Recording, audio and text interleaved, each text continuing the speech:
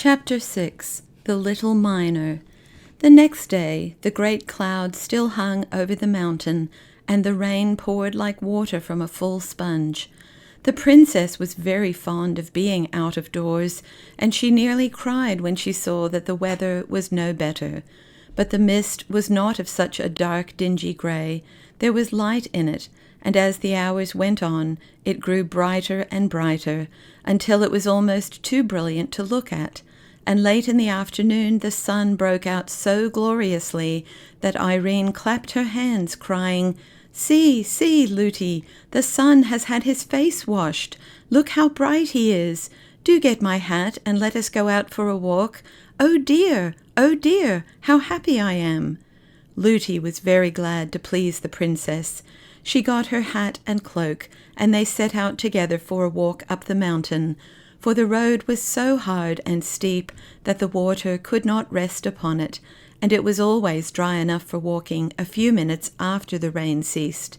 The clouds were rolling away in broken pieces, like great over-woolly sheep, whose wool the sun had bleached till it was almost too white for the eyes to bear. Between them the sky shone with a deeper and purer blue because of the rain. The trees on the roadside were hung all over with drops, which sparkled in the sun like jewels. The only things that were no brighter for the rain were the brooks that ran down the mountain.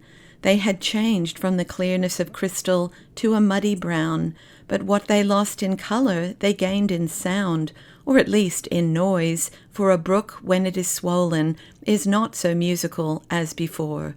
But Irene was in raptures with the great brown streams tumbling down everywhere, and Lootie shared in her delight, for she too had been confined to the house for 3 days. At length she observed that the sun was getting low, and said it was time to be going back. She made the remark again and again, but every time the princess begged her to go on just a little farther and a little farther, reminding her that it was much easier to go downhill, and saying that when they did turn, they would be at home in a moment.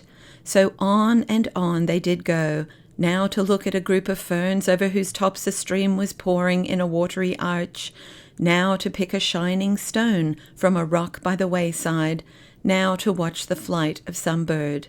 Suddenly the shadow of a great mountain peak came up from behind and shot in front of them. When the nurse saw it, she started and shook, and catching hold of the princess's hand, turned and began to run down the hill. "What's all the haste, nursie?" asked Irene, running alongside of her. "We must not be out a moment longer." "But we can't help being out a good many moments longer." It was too true. The nurse almost cried. They were much too far from home. It was against express orders to be out with the princess 1 moment after the sun was down, and they were nearly a mile up the mountain. If His Majesty, Irene's papa, were to hear of it, Lootie would certainly be dismissed, and to leave the princess would break her heart. It was no wonder she ran. But Irene was not in the least frightened, not knowing anything to be frightened at. She kept on chattering as well as she could, but it was not easy. "Lootie, Lootie, why do you run so fast? It shakes my teeth when I talk." "Then don't talk," said Lootie. But the princess went on talking. She was always saying, "Look, look, Lootie," but Lootie paid no more heed to anything she said, only ran on. "Look, look, Lootie, don't you see that funny man peeping over the rock?" Lootie only ran the faster. They had to pass the rock, and when they came nearer, the princess saw it was only a lump of the rock itself that she had taken for a man. "Look, look, Lootie, there's such a curious creature at the foot of that old tree. Look at it, Lootie, it's making faces at us, I do think." Lootie gave a stifled cry and ran faster still, so fast that Irene's little legs could not keep up with her, and she fell with a crash. It was a hard downhill road, and she had been running very fast, so it was no wonder she began to cry. This put the nurse nearly beside herself, but all she could do was to run on the moment she got the princess on her feet again. "Who's that laughing at me?" said the princess, trying to keep in her sobs and running too fast for her grazed knees. "Nobody, child," said the nurse, almost angrily. But that instant there came a burst of coarse tittering from somewhere near, and a hoarse, indistinct voice that seemed to say, "Lies, lies, lies." "Oh!" cried the nurse with a sigh that was almost a scream, and ran on faster than ever. "Nursey, Looty, I can't run any more. Do let us walk a bit." "What am I to do?" said the nurse. "Here, I will carry you." She caught her up, but found her much too heavy to run with, and had to set her down again. Then she looked wildly about her, gave a great cry, and said, "We've taken the wrong turning somewhere, and I don't know where we are. We are lost, lost." The terror she was in had quite bewildered her. It was true enough they had lost the way. They had been running down into a little valley in which there was no house to be seen. Now, Irene did not know what good reason there was for her nurse's terror, for the servants had all strict orders never to mention the goblins to her, but it was very discomposing to see her nurse in such a fright. Before, however, she had time to grow thoroughly alarmed like her, she heard the sound of whistling, and that revived her. Presently she saw a boy coming up the road from the valley to meet them. He was the whistler, but before they met, his whistling changed to singing, and this is something like what he sang. "Ring, dod, bang, go the hammers clang, hit and turn and bore, whiz and puff and roar.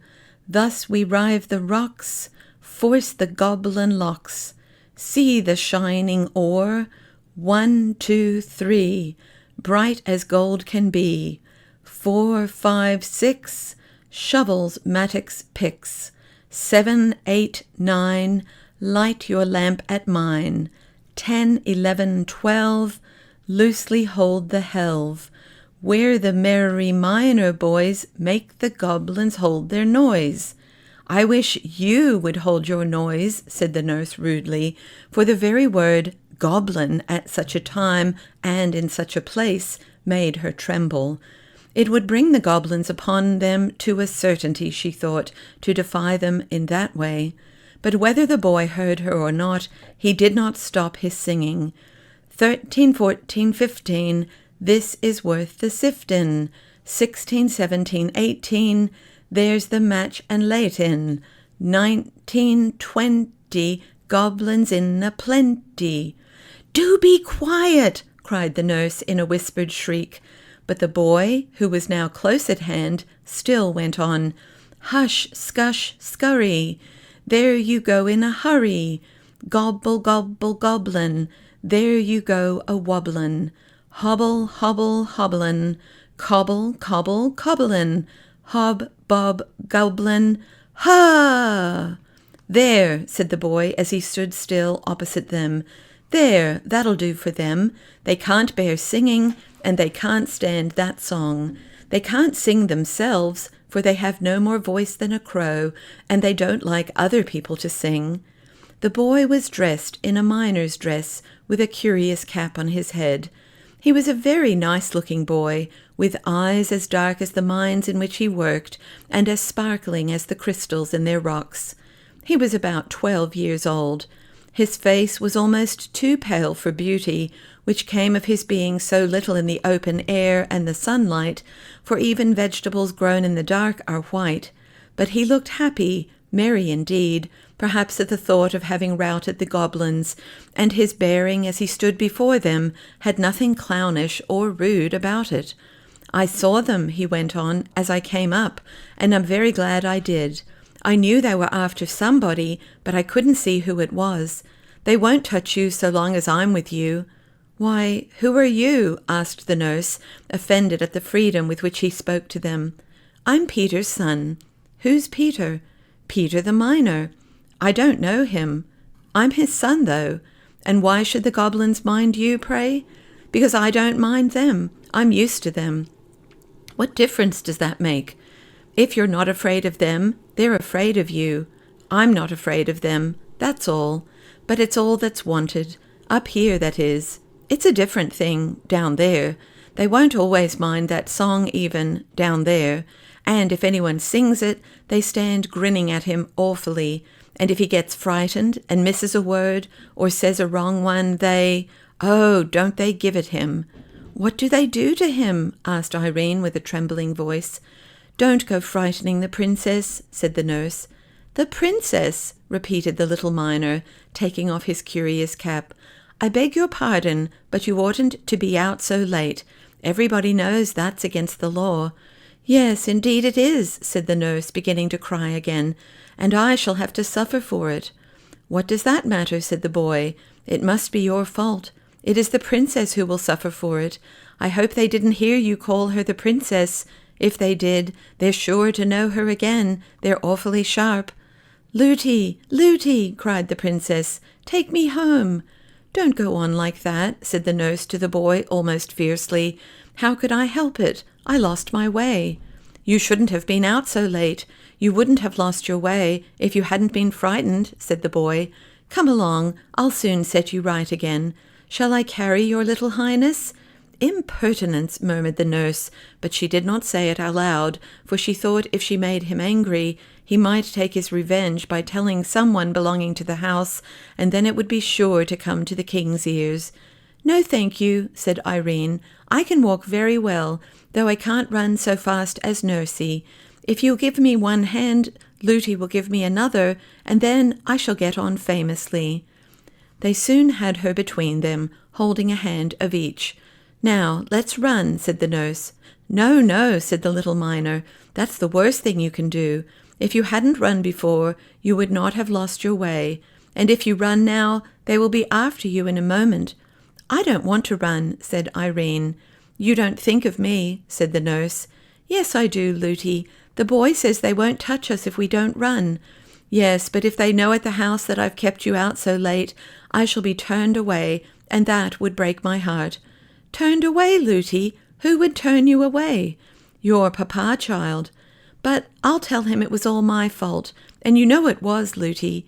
He won't mind that, I'm sure he won't. Then I'll cry and go down on my knees to him and beg him not to take away my own dear Looty. The nurse was comforted at hearing this and said no more. They went on, walking pretty fast, but taking care not to run a step.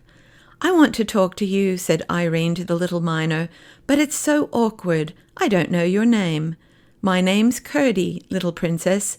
What a funny name. Curdie? What more? Curdie Peterson. What's your name, please? Irene.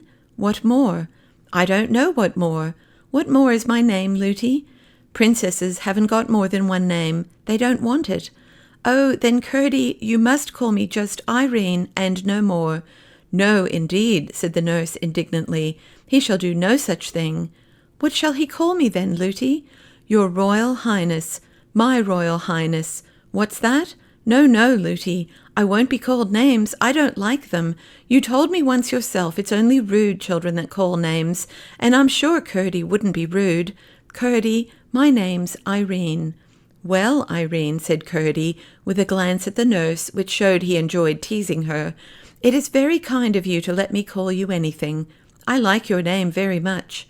He expected the nurse to interfere again, but he soon saw that she was too frightened to speak.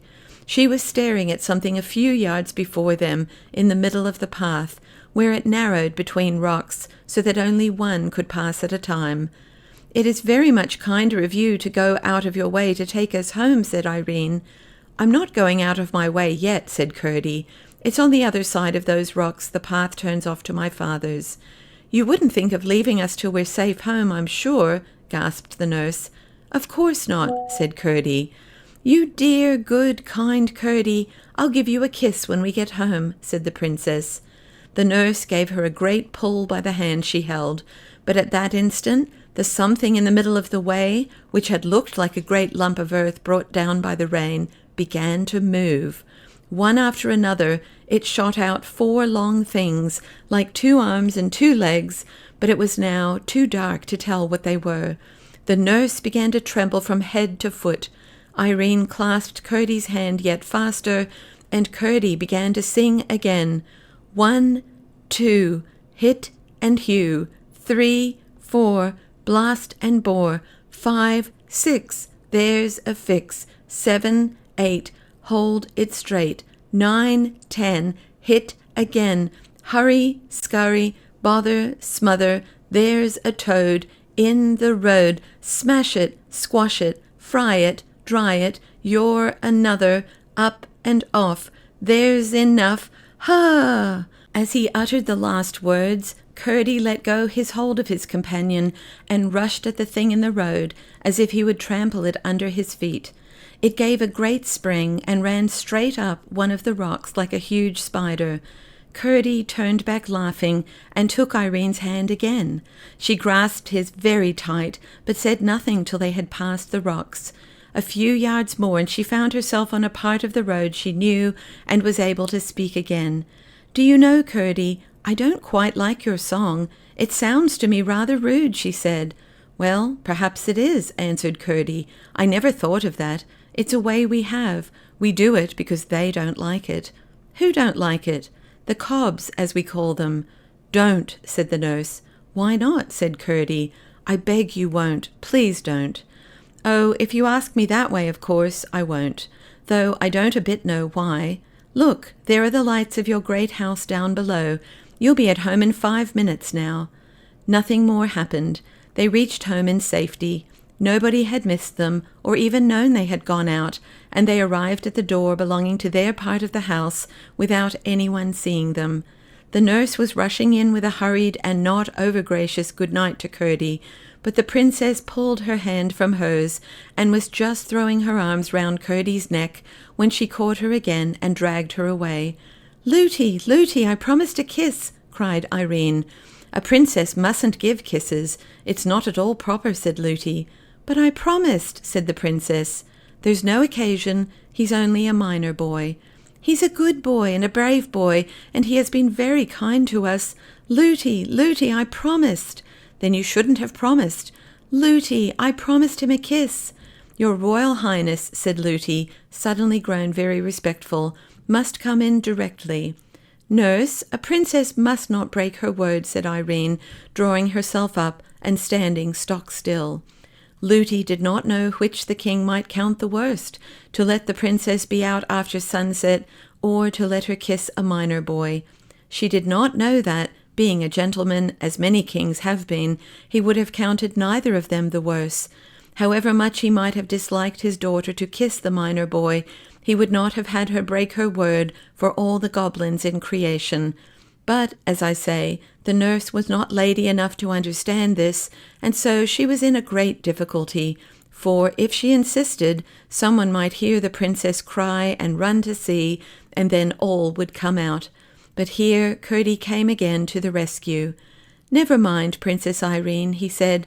"You mustn't kiss me tonight, but you shan't break your word. I will come another time. You may be sure I will." "Oh, thank you, Curdie," said the princess, and stopped crying. "Good night, Irene." "Good night, Lootie," said Curdie, and turned and was out of sight in a moment. "I should like to see him," muttered the nurse as she carried the princess to the nursery. "You will see him," said Irene. "You may be sure Curdie will keep his word. He's sure to come again." "I should like to see him," repeated the nurse, and said no more. She did not want to open a new cause of strife with the princess by saying more plainly what she meant. Glad enough that she had succeeded both in getting home unseen and in keeping the princess from kissing the miner's boy, she resolved to watch her far better in future. Her carelessness had already doubled the danger she was in. Formerly the goblins were her only fear. Now she had to protect her charge from Curdie as well.